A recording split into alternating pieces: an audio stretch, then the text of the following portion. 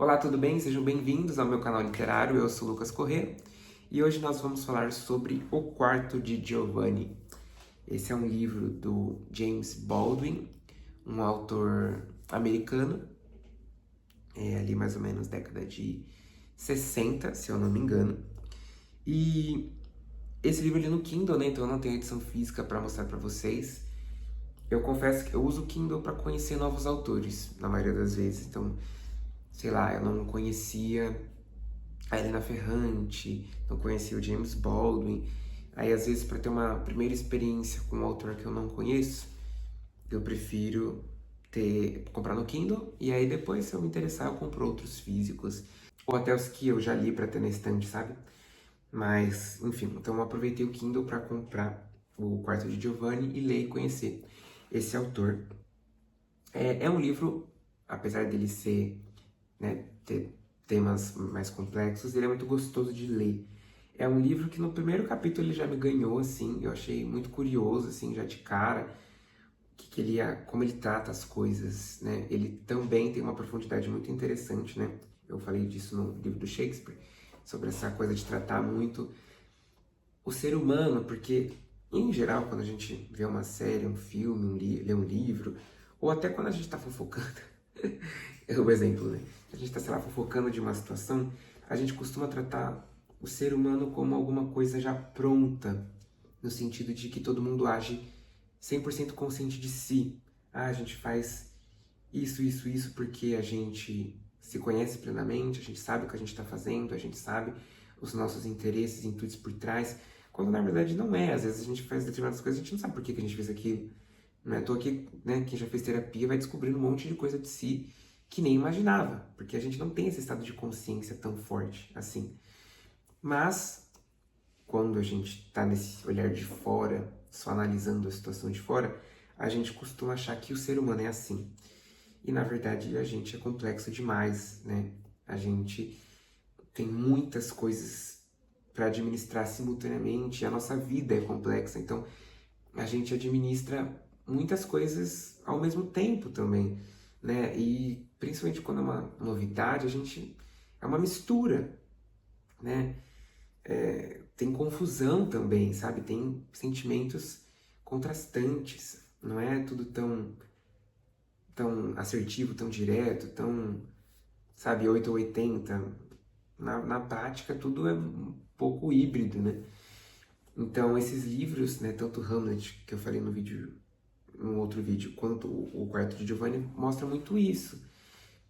Como os personagens, né, diante de vários conflitos, têm muitas coisas interiores, assim, para serem digeridas e pensadas e etc, né?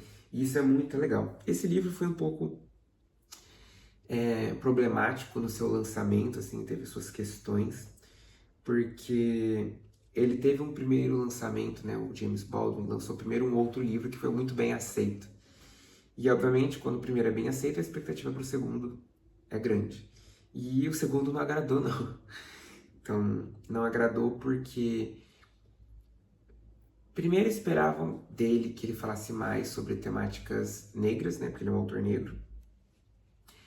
E nesse livro não é o tema, entendeu? Ele não quer falar sobre isso. Inclusive é uma discussão muito relevante, né? Até na faculdade a gente estava falando sobre isso em algumas disciplinas, né? E falava um pouco sobre isso, apesar das questões de representatividade hoje em dia estarem maiores, e isso é ótimo, também tem uma questão negativa no sentido de, então, por exemplo, é um artista negro, então ele é obrigado a falar só sobre temáticas negras, né? Assim, obviamente entendo que não é o local de fala meu, que não sou eu que tenho que trazer as respostas para isso, estou só levantando o debate. E em alguma das disciplinas estava escrito isso, né? Por que que o artista branco pode falar sobre tudo e o artista negro tem apenas que falar sobre algum assunto relacionado a isso? Ele não tem liberdade para escolher sobre o que ele quer falar. E foi um pouco isso que aconteceu no lançamento desse livro aqui. E outra parte que foi bem rejeitada de cara foi ser um livro que tratava de um romance homossexual, né? Pensa isso há 60 anos atrás. Então, não era bem visto, e, e a própria questão racial não estava estabelecida nos Estados Unidos, né? O cidadão negro ainda era considerado um subcidadão, né? Não existia esse papo de igualdade. Então, esse livro não foi bem aceito de cara, foi bem rejeitado. Aí tem várias teorias, se o James Baldwin era homossexual ou não, enfim, várias coisas, o que tem de autobiográfico aqui e tal, enfim. Mas sobre o livro, é um livro muito interessante, então basicamente conta a história do David e do Giovanni. E é também engraçado isso que tem no livro que talvez seja pela época, mas que se a gente colocar nos dias de hoje, também é real. Uma pessoa estar, de certa forma, dentro de alguma questão. Eu não gosto muito desse termo, né, de minorias, porque nem sempre o que é considerado minoria é uma minoria de fato, inclusive às vezes é a maioria, mas enfim. Não significa que ela seja 100% correta, que ela está por dentro de tudo, que ela participa de todas as pautas de todas as outras minorias. Não, porque eles são homossexuais, apesar de não se aceitarem tanto assim, mas em compensação tem várias falas super machistas assim no livro. Mas enfim, então isso ainda é hoje, não é porque uma pessoa é mais consciente em uma questão específica que automaticamente ela se torna perfeita em todas.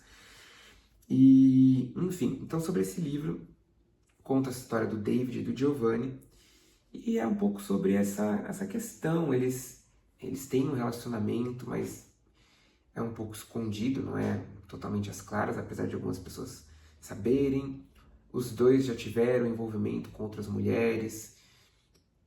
E ele fala, né, principalmente o David, que é o narrador, né, em diversos momentos você percebe que ele tá tentando se virilizar, ele fica tentando pagar de homem hétero em diversos momentos, ele não consegue se aceitar, né? A discussão final deles, o Giovanni fala para ele, você quer se sentir limpo, e você voltar para sua namorada é isso, né?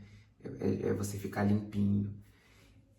Porque ser gay para ele é ser sujo, sabe? Então tem várias questões assim que são tratadas e o psicológico deles é muito interessante de você ler, porque vai contando desde o David vai falando de experiências dele na adolescência, então aquela excitação de se interessar por alguém, mas por outro lado a vergonha que isso gera, essas atitudes de afirmação do tipo, nossa, ele ficou com um cara, agora ele tem que se afirmar como hétero e não sei o quê. Então, são muitas camadas, assim, é um livro que, né, não dá para você ler e você lembrar de todas as questões que são discutidas e todos esses conflitos de pensamento do personagem. Mas é muito interessante, assim, você vai lendo os capítulos e sempre é bem profundo. Baldwin não é superficial quando se trata de como os personagens se sentem, e eu acho isso muito incrível. Eu gosto muito desse tipo de livro. É super complexo, as humilhações que cada um deles passam, o final do arco, né, do Giovanni no fim do livro, que é bem triste, assim, a discussão dos dois e o que acarreta, né? Enfim, as dores de cada um, sabe? Não só em relação a isso, mas da vida, no geral. Então, é um livro bem forte, assim, mas eu recomendo muito, eu gostei bastante da leitura. É um livro. Os capítulos são meio grandinhos, não vou mentir, mas a leitura flui bem, assim. E você também fica interessado em como que as coisas vão desenrolar, sabe? Mas é interessante essas relações de poder, relações de classe.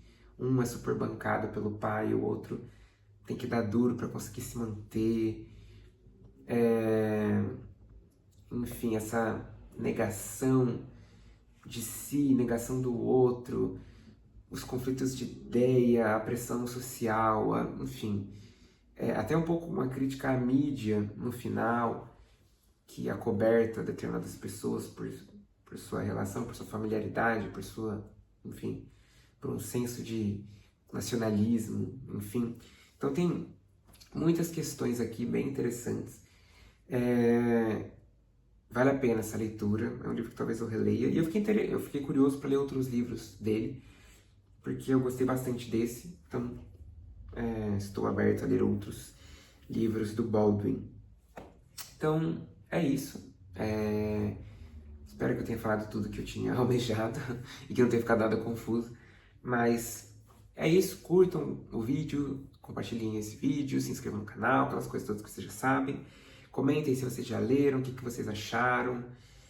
E até mais, nos vemos nas próximas, fiquem de olho nos próximos vídeos. Deixo, como sempre, minhas redes sociais na descrição. E o link da minha wishlist se você quiser colaborar com o canal com novos livros para novas resenhas. Até mais!